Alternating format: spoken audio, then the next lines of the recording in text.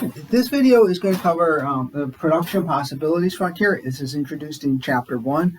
So we'll do this here. This should be a refresher from principles of microeconomics. This is probably the first graph we ever learned in economics. So we'll go over this relatively quickly because it should be a refresher for everybody. So, and this is really, if you want to think about it, this is really a very simple model of an economy. We are assuming a simple model where we have two consumption goods, two things that people want to consume. Whatever labels we want to give to them are somewhat arbitrary. We could call them good X and good Y if we wanted to. If you want to pick some specific goods, I have tacos and margaritas here as one as an example. You could also think of maybe as like food and clothing or food and housing. Whatever goods you want to pick. So we have picked tacos and margaritas. And when we go to graph a production possibilities frontier, we want to think about what we're doing here is that the production possibilities frontier, as the name suggests, is going to show all of the different combinations of these two goods, the two goods in our economy that we could produce given the available resources and then given the technology that currently exists for converting resources into goods. So in this case, particularly for producing tacos and margaritas. So we assume we have limited resources, and although we don't emphasize it here, this model really has to be over a given period of time. Are we talking about the number of tacos and margaritas going to be produced in this economy in a day, in a week, in a month, or a year?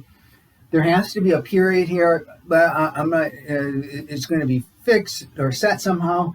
And sometimes it'll have there'll be a very natural interpretation of what the period should be. But let's just say this is maybe tacos per week and margaritas per week. And that also sort of thinks about, when we think about resources, then we also have to sort of think if there are some resources that could be used at different times over different periods of time. Somehow we've we determined how many of these possible non-renewable resources we're going to use in this particular period. So there are a few complications here. We can sort of ignore them and just think about we have all of our inputs. Maybe they'd just be like labor and seeds or something like that. So we have two goods that we could produce. And to graph the frontier, we can think about asking the question, well, what if we used all of the resources in this economy to produce tacos and just tacos? How many tacos could we produce? Well, that question would have a specific number answer. Doesn't matter what the exact number is, but what we say is that would give us the y, the x-axis intercept here. That would give us this point here because we'd be producing some given number of tacos, and we know we can't be producing any margaritas because we said take all of the available resources and put them into the production of tacos. It would take resources to produce margaritas. We don't have any resources left over because we put them all into the production of tacos. And then we could ask flip that around and say, what if we took all the resources in this economy and put them into the production of margaritas? How many margaritas could we produce? Well, who knows what that exact number is?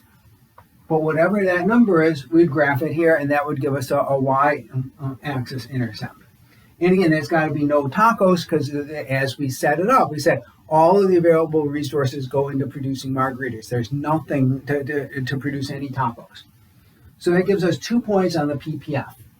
And if we connected them with a straight line, we would have a negatively sloped curve here. We have a negatively sloped PPF. We normally don't draw the PPF with a linear slope. Probably the most common shape for a PPF would be a bowed shape like this. And there's a reason for that. It's called the law of increasing opportunity cost. But what we can see is that the slope of this PPF has a natural interpretation. That's the opportunity cost.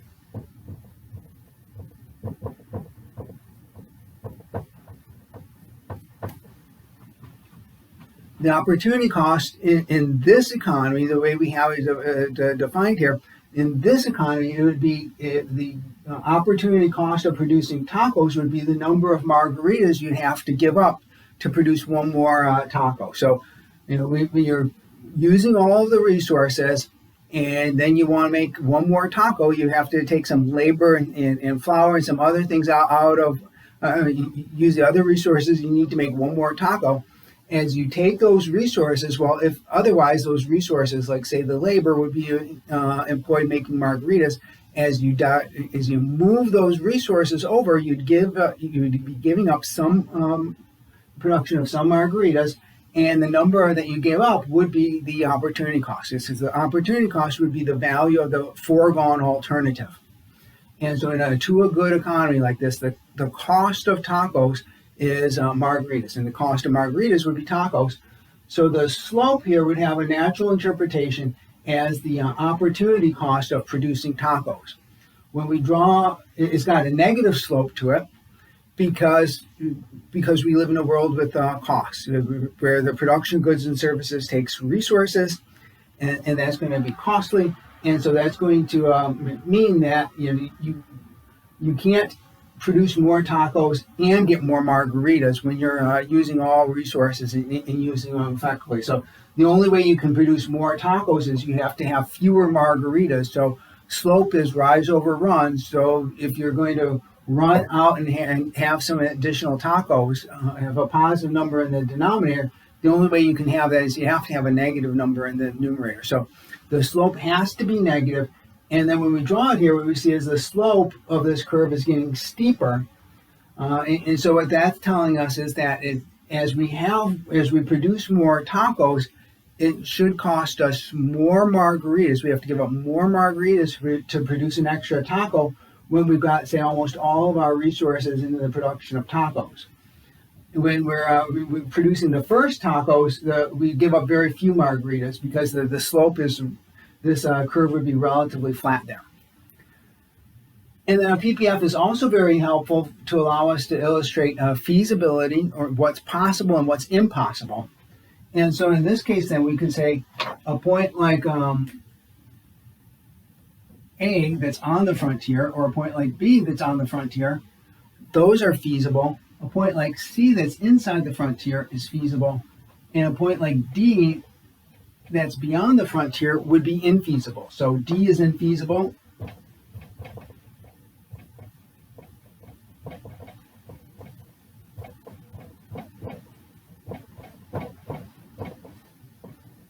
And A, B, and C would all be feasible. So they would all be possible. This is really important because, in economics, to be a good economist, you don't want to commit what's known as the nirvana fallacy. You don't want to compare what's possible with what's impossible. The old phrase, a chicken in every pot, or streets paved with gold. We can't compare the world that we live in to a fantasy world that would be, where everything would just be freely available, because that's not the world we live in. And a PPF, again, gives us a way to think about that and see it very sharply. A point like D, we would look at and say, well, that's infeasible. That's beyond the production possibilities frontier. To be able to produce out at point D, we would need to either get more resources so we can produce more tacos and margaritas, or we could have better technology and allow us to be able to produce more than we could before. A production possibilities frontier is also really helpful to allow us to illustrate efficiency. And in our too good economy here with the production possibilities frontier, efficiency would come down to saying, asking a question, is there a way to end up having more tacos and more margaritas?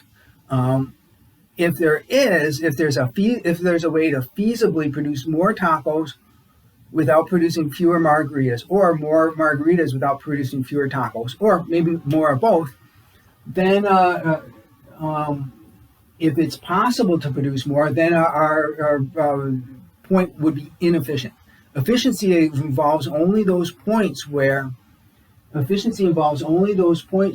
to produce more, to get more tacos, we'd have to have fewer margaritas. And as we describe it there, well, the efficient points are going to be the points that are on the production possibilities frontier. Points that are feasible, but inside the frontier, a point like C would not be efficient. So C would be inefficient.